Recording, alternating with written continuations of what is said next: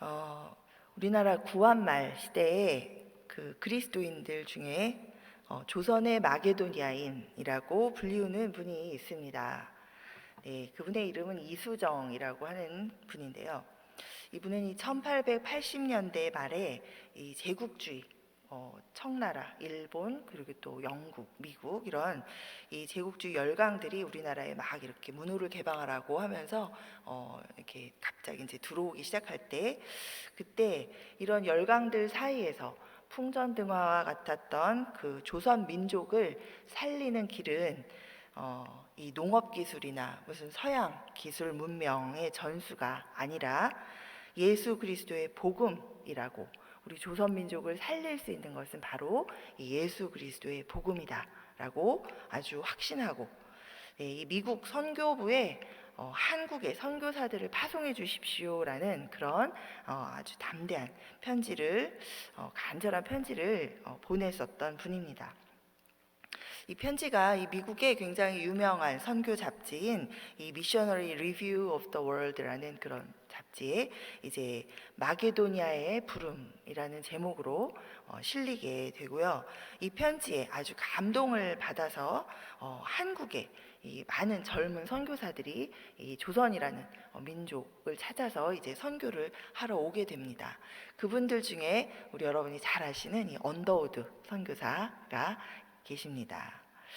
자, 이 이수정이라는 분은 원래 이 농학, 우리나라는 원래 대대로 이 농업 중심주의 사회였고, 이 농업을 통해서 이분도 그래서 이 농학과 또 이 법률을 잘 정비해서 이 조선을 개화해야 되겠다라고 믿고, 또 그것에 대한 이 꿈이 아주 있었던 그런 분입니다.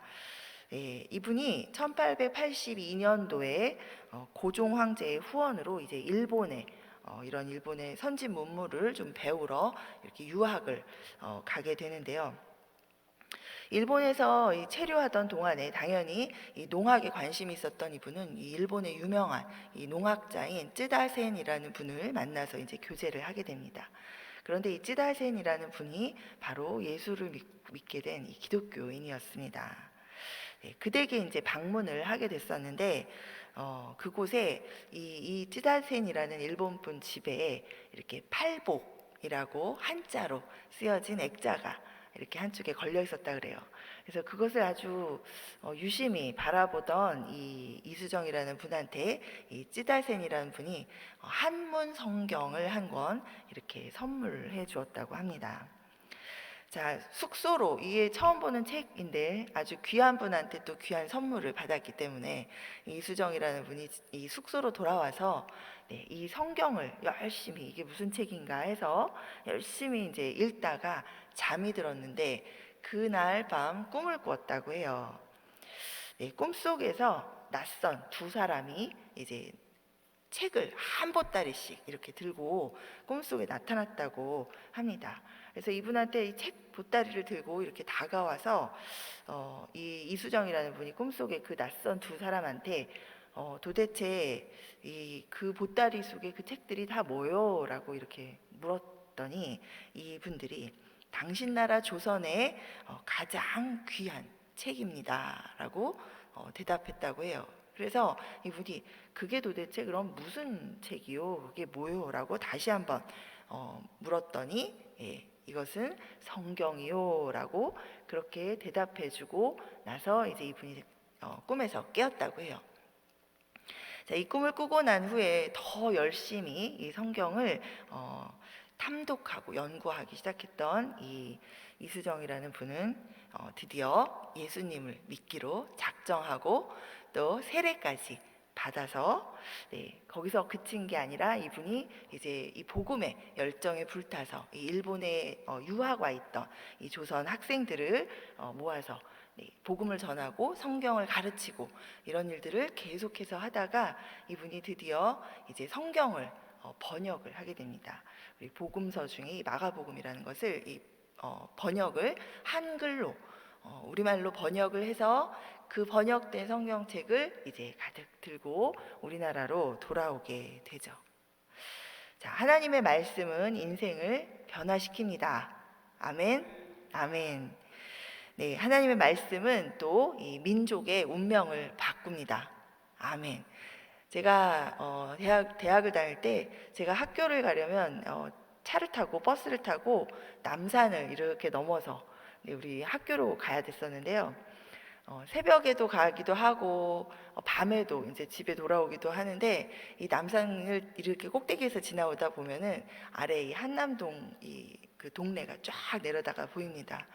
그런데 얼마나 아름다운 불빛들이 많은지 그 불빛들 중에 가장 많이 눈에 띄는 것이 네, 바로 붉은 십자가, 네, 교회의 십자가 불빛이었습니다. 왜 이렇게 십자가가 많은가? 네, 은혜죠. 저희 조선이 자 이런 구한말에 이런 이 하나님의 말씀으로 인생이 뒤바뀐 이런 분들의 이 믿음으로 또 많은 기도로 그리고 또 많은 선교사님들의 또 복음 전파와 섬김과 기도로 우리 조선이라는 민족이 전혀 하나님을 알지 못하고 아주 그 미신과 그런 우상숭배에 사로잡혀 있던 저희 민족이 아주 밝은 빛 가운데 하나님을 믿게 되는 그런 민족으로 변화되었죠. 자, 이렇게 하나님의 말씀은 한 사람의 인생을 바꾸고 또 한 민족을 바꿉니다. 아멘. 자, 오늘 이 아침에 저희가 함께 읽은 이 사도행전 17장은 지난 우리 16장에 이어서 사도 바울의 이 2차 전도 여행이 계속되고 있는 상황입니다. 자, 인생의 운명을 이 죄인에서 하나님의 자녀로 또 영원한 죽음에서 영원한 이 생명으로 바꾸는 이 예수 그리스도의 복음을 들고 사도 바울이 회당에서 그리고 또 광장에서 계속해서 전하고 가르치는 이 일에 아주 열심을 다하고 또 쉼 없이 계속해서 이 복음 전파 사역을 하고 있는 그런 모습을 저희가 볼 수 있습니다. 가는 곳곳마다 핍박이 있고 또 고난이 있습니다. 그러나 사도 바울은 의기소침해지지 않고 또 머물러 쉬지 않고 그 다음 지역 또 그 다음 지역으로 계속해서 전진하면서 복음을 전합니다. 자, 여러분도 복음을 받으셨습니다. 아멘. 그렇죠? 여러분들의 믿음의 행보가 지치지 않고 쉼이 없고 계속해서 확신 가운데 계속 이 믿음 생활이 전진되어져 나가기를 간절히 소망합니다. 이 빌립보에서 오늘 27장에 보면 데살로니가까지 오게 됐는데요. 그 거리가 152km 정도 됩니다. 뭐 요새야 저희가 선교를 가도 전도를 나가도 차를 타고 이동을 하고 또 비행기를 타고 그 장소까지 가지만 이 152km나 되는 아주 먼 곳, 지도에서 확인하면 이 북부 지역에서 이쪽 이렇게 내려오는 이 먼 길을 이 사도 바울이 걸어서 이곳까지 오죠. 또 오늘 보면 이 데살로니가에서 또 복음을 전하다가 베레아 지역으로 옮겨가는데 거기도 그냥 이웃 동네가 아니라 70km 정도를 걸어야 되는 그렇게 떨어져 있는 도시입니다. 그곳까지 또 걸어서 쉬지 않고 걸어서 그 도시에 가서 또 복음을 전하고 다시 또 베레아에서 아덴까지 무려 320km나 되는 그런 여행을 또 하면서 이 다른 도시로 옮겨가서 또 복음을 전하고 이렇게 계속해서 복음을 전하는 그런 모습을 볼 수 있습니다.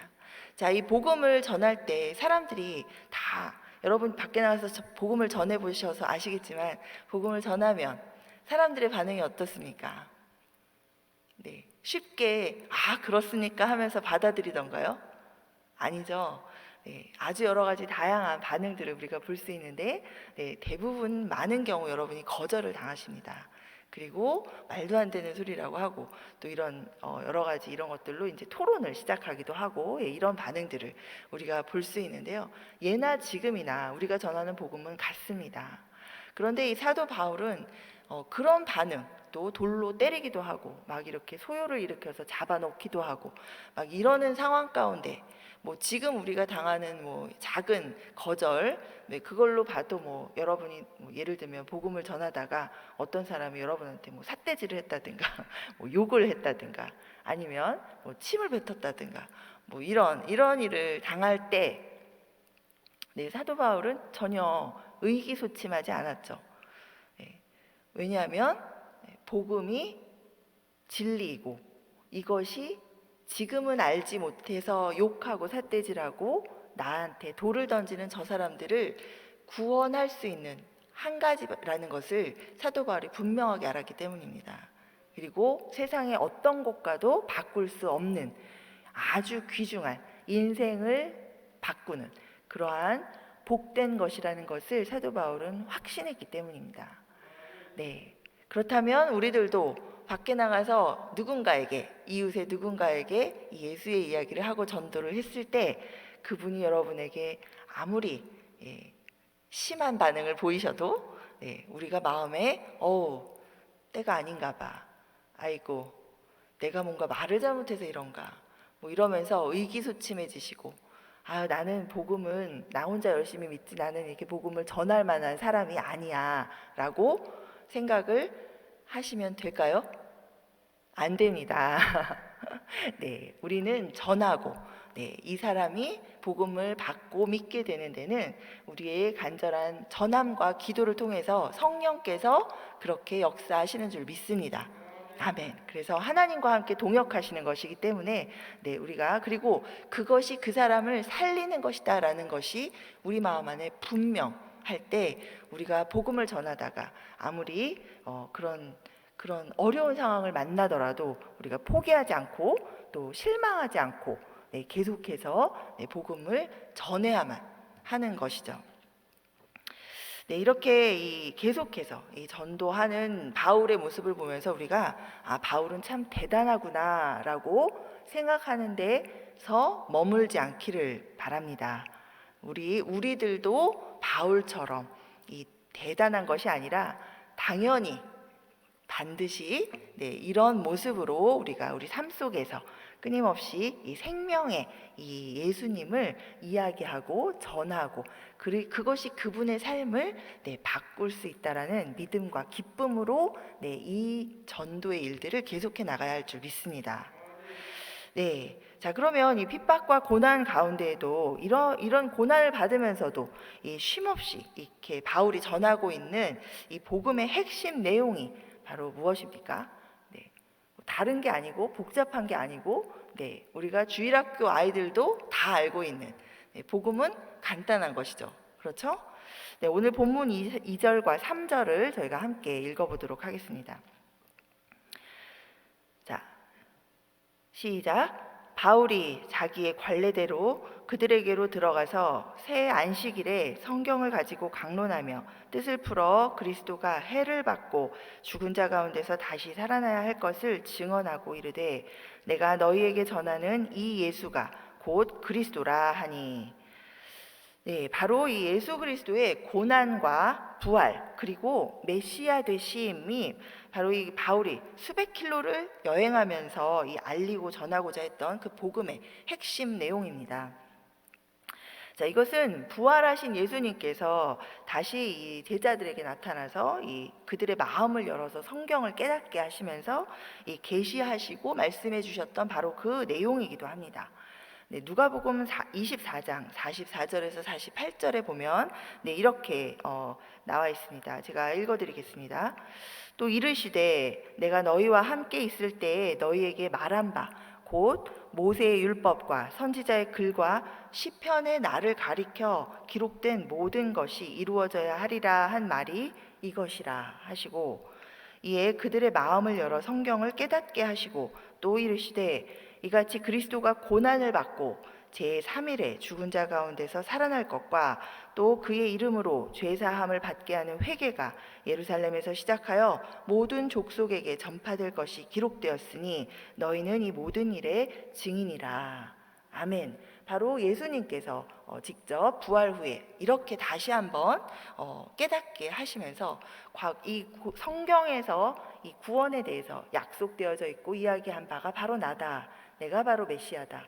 그리고 너희는 바로 이 나의 증인들이다 라고 분명하게 말씀해 주시는 부분입니다. 성도 여러분, 이것이 바로 복음, 기쁜 소식입니다. 창조주 하나님께 불순종하고 스스로 해결할 수 없는 그런 죄악 가운데에서 살아가던 우리 인생들입니다. 그런 인간들을 하나님이 버리지 않으시고 이 선지자들을 통해서 이 구원을 약속해 주십니다. 그리고 이 약속대로 하나님의 아들을 우리 가운데 보내주셔서 이 죄 없으신 하나님의 아들이 우리의 죄를 자신의 몸으로 친히 담당하시고, 그래서 십자가에 못 박혀 죽으시고, 또 그로 인해서 우리가 우리 스스로 해결할 수 없었던 그런 죄가 하나님의 아들의 그 대속의 죽음으로 모두 씻겨져서 용서함을 받았다라는 것입니다.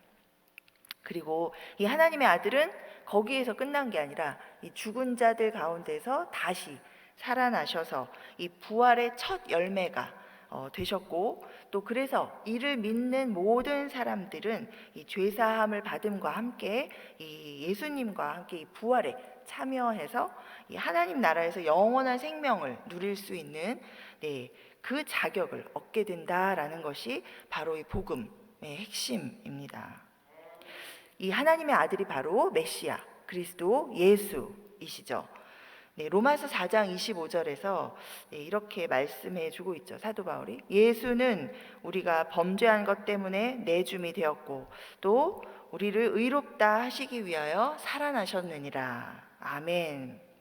이 예수님이 바로 영영 죽을 인생을 영영 살 수 있는, 영원히 사는 인생으로 완전히 바꾸신 바로 그 귀하고 놀라운 복음인 것입니다. 아멘. 어떤 분들은 예수를 믿고 일이 잘 풀리면 그게 복음인 것 같고, 또 예수를 믿고 나서 아프지 않고 건강하게 이렇게 또 어려운 일이 안 생겨야 그것이 복음인 것 같고, 이렇게 좀 생각하시는 분들이 계십니다. 물론 하나님을 의지해서 하나님의 도우심으로 우리가 이제 살아계신 하나님과 함께 이제 동거하시는 그런 삶을 이제 하나님을 믿고 나면, 예수님을 믿고 나면 사시게 되기 때문에 하나님의 도우심을 받아 어려운 일도 풀어나가고, 또 하나님의 도우심으로 해결을 보고, 또 여러 가지 또 질병도 치유를 받고 하는 일이 있습니다. 그러나 그래야 그것이 복음인 것이 아닙니다. 내가 예수 믿고 나서도 계속해서 어려운 일이 있다고 해서 이것이 복음이 아닌 것이 아니죠.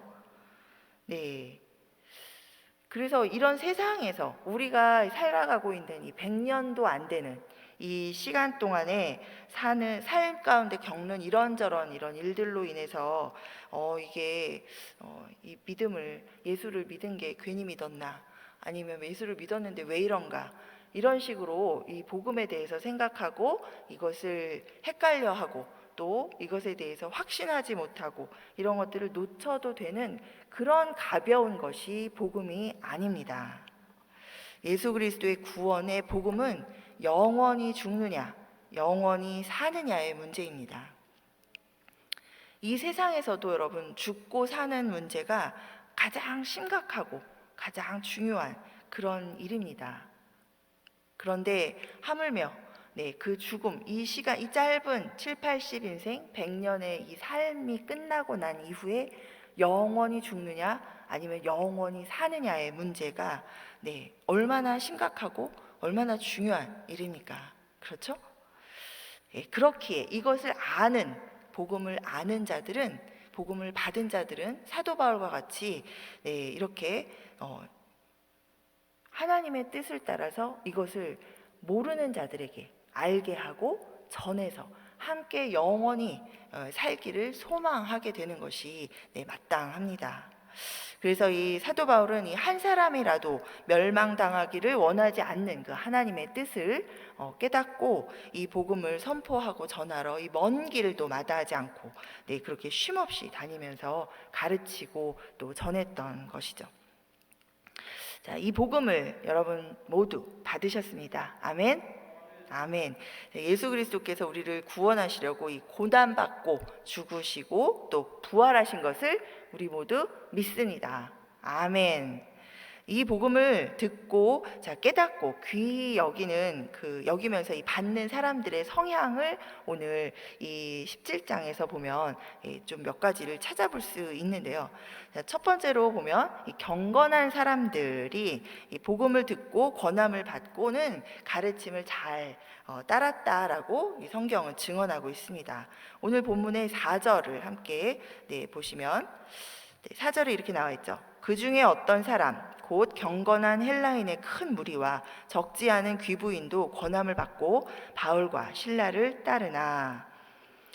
아멘. 여기서 이 경건한 헬라인의 큰 무리는 당시 그 지역에 살던 이 유대인들의 믿음 생활을 보면서 그들을 통해서 이 여호와 하나님만이 참 신이구나라는 것을 깨닫게 되고, 그래서 이 유대교로 개종한 그런 헬라인들입니다. 원래 이 여러분 그리스 신화에 나오는 걸 아시는 것처럼 이 그리스인들이 섬기는 이 신들이 아주 굉장히 많죠. 그런 신들, 또 이런 모든 우상들을 섬기던 그런 사람들이 이 유대인들을 보면서, 유대인들의 이야기를 들으면서 저 유대인이 믿는 저 신, 저 여호와 하나님이 이 모든 신들 중에 가장 뛰어난 참신이구나라는 것을 깨닫고 이 유대교로 개종한 그런 헬라인들을 바로 이 성경에서는 경건한 경건한 헬라인이라고 그렇게 표현을 하고 있습니다. 이 경건한이라는 단어를 영어 성경은 God-fearing 이라고 이렇게 표현을 하는데요. 한국말로 표현하면 하나님을 두려워하는 또는 하나님을 경외하는 그런 뜻이죠. 자, 따라서 보면 하나님을 경외하는 사람들이 이 예수 그리스도 구원의 복음을 제대로 깨달아서 감사할 줄 알고, 또 그 구원을 주신 예수 그리스도의 가르치심을 잘 따르는 삶을 살았다라는 것을 알 수 있습니다. 자, 당시에 유대인들도 하나님을 알고 있던 사람들이죠. 그런데 이 하나님을 경외하고 있는 사람들, 겉으로 보는 경외가 아니라 이 하나님의 관점에서 하나님을 경외하는 사람들, 결국은 이 성경에서 말씀하고 있는 하나님의 뜻을 지켜 행하며 그렇게 하나님의 뜻을 이루고자 살아가는 그런 사람들이죠.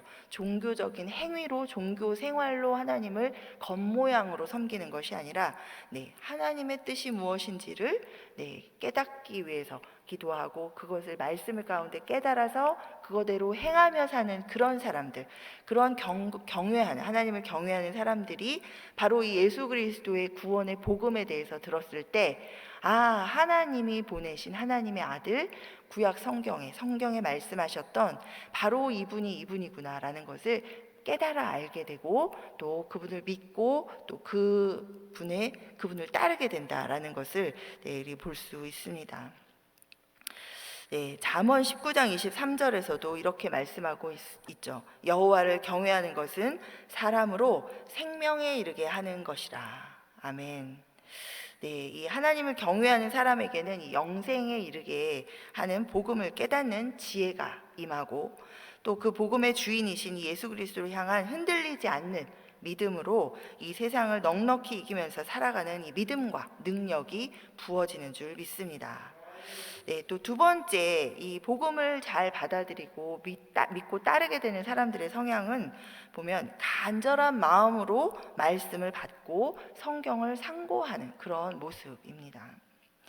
자, 오늘 본문의 이 11절 12절을 함께 읽어보도록 하겠습니다. 시작. 베레아에 있는 사람들은 데살로니가에 있는 사람들보다 더 너그러워서 간절한 마음으로 말씀을 받고 이것이 그러한가 하여 날마다 성경을 상고함으로 그 중에 믿는 사람이 많고 또 헬라의 귀부인과 남자가 적지 아니하나. 아멘. 여기서 이 너그러워서라고 표현된 말의 이 헬라어 원문이나 이 영어 성경의 표현을 보면 귀족을 표현할 때 쓰는 이런 귀하다라는 그런 의미를 담고 있는 표현입니다. 자, 이런 표현은 이 누가복음 19장 12절에서 보면 예수님이 자신을 표현할 때 귀인, 예화에서 귀인이라고 이렇게 자신을 표현해서 예화를 풀어 나가고 계신데, 바로 거기서 썼던 단어와 같은 단어입니다. 또 간절한 마음이라는 표현의 원문의 뜻을 살펴보면 이 자발성을 가진 열성, 성경이라는 의미를 담고 있죠. 자, 그래서 이 보면 베레아 사람들이 이 예수님과 같은 이런 온유한 겸손한 그런 마음밭을 가지고 이 복음에 대해서 굉장한 호의와 열성을 보였다라는 것을 우리가 알 수 있습니다. 이들은 이 바울이 전한 복음을 듣고 이 구약 성경으로 계속 성경을 상고하면서 확인하면서 이 예수 그리스도에 대해서 바울이 이야기하는 것이 이 구약 성경에서 말하는 바로 이것이구나라는 것을 깨닫고 감격하면서 믿었다라는 것이죠. 아멘. 이 마음이 온유하고 겸손하고 또 그래서 간절한 마음으로 이 하나님의 말씀을 받고 성경을 상고하는 사람들이 예수 그리스도의 복음을 아주 귀하게 받고 또 감사하면서 이 복음의 기쁨과 소망으로 세상을 이기면서 살아가게 되는 줄 믿습니다. 우리 마지막으로 또 한 가지 성향을 보면 이 알고자 하는 사람이 복음을 깨닫고 받게 되는 걸 볼 수 있습니다. 오늘 본문 19절이죠. 자, 그를 붙들어 아레오바고로 가며 말하기를 내가 말하는 이 새로운 가르침이 무엇인지 우리가 알 수 있겠느냐. 네, 여기 이 아레오바고는 이 아테네 아크로폴리스 옛날에는 도시국가 형태였죠. 그 도시 안에 이 서북면 산 중턱에 있는 아주 이 작은 언덕을 이야기하는데요. 귀족들의 회의장이 있었던 곳입니다.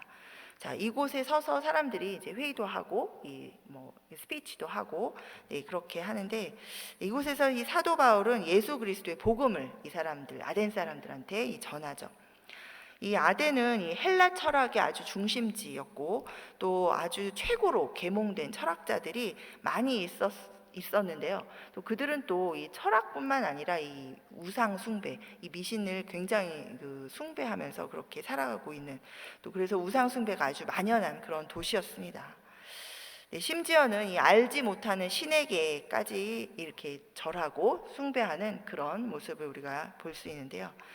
그 사람들을 향해서 이 바울이 22절, 23절에 보면 이렇게 이야기하죠. 너희를 보니 범사에 종교심이 많도다. 내가 두루 다니며 너희가 위하는 것들을 보다가 알지 못하는 신에게라고 새긴 단도 보았으니 그런즉 너희가 알지 못하고 위하는 그것을 내가 너희에게 알게 하리라. 이렇게 시작하면서 담대하게 창조주 하나님과 그 하나님이 예수 그리스도를 보내셔서 우리를 구원하셨다라는 그 구원의 복음을 선포합니다.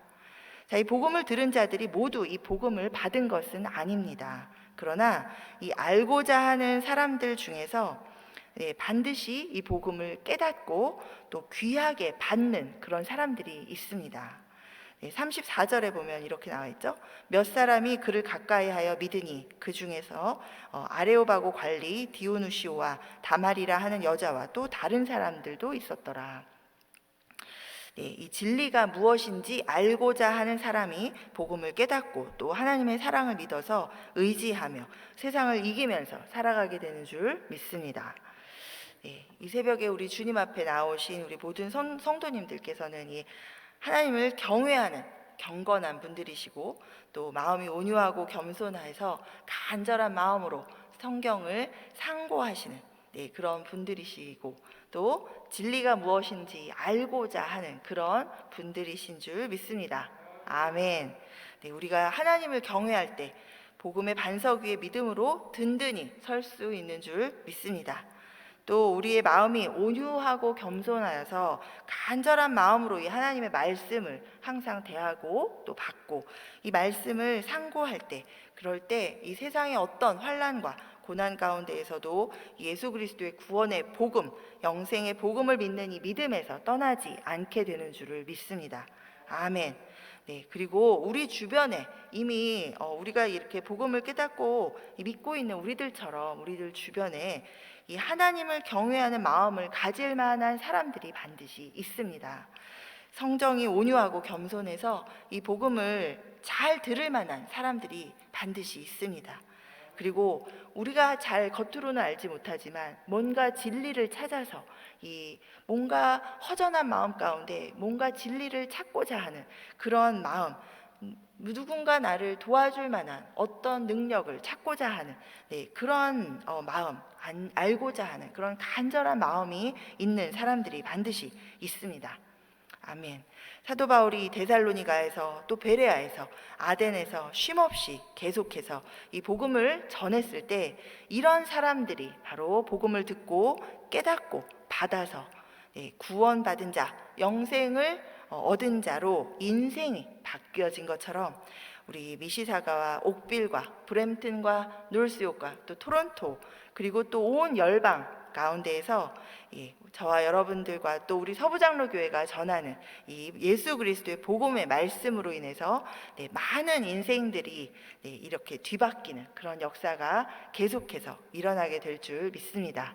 아멘. 그것을 위해서 우리가 반드시 예수 그리스도의 복음을 굳게 붙들고 그것으로 우리의 삶을 살아가는 우리의 모든 삶 가운데 어려움들을 헤쳐나가시고 믿음으로 날마다 매 순간 예수님을 기억하시고 예수님과 함께 살아가시는 우리 모든 성도님들 되시기를 간절히 소망합니다. 아멘. 기도하겠습니다.